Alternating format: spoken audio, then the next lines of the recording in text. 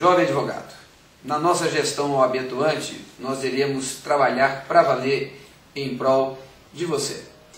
Nós iremos atuar sobretudo em 3 segmentos.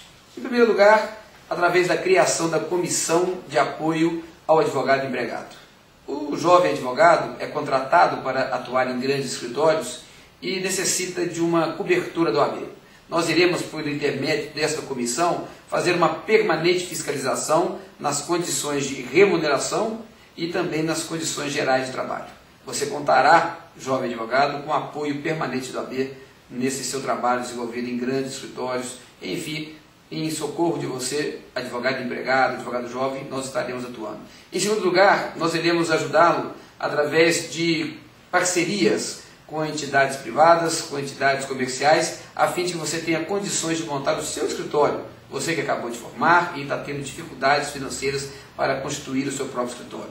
Nós iremos fazer financiamentos a longo prazo, nós iremos permitir a compra de materiais de escritório, inclusive de informática, com condições extremamente favoráveis ao advogado, porque o OAB tem um braço forte e pode se valer dele. E por fim, o advogado jovem tem as suas dificuldades, isso é normal, é inerente a essa condição. Portanto, nós iremos fazer um link entre a OAB Jovem e a Escola Superior de Advocacia. Nós teremos professores plantonistas que estarão disponíveis para efetuar o atendimento em prol do jovem advogado.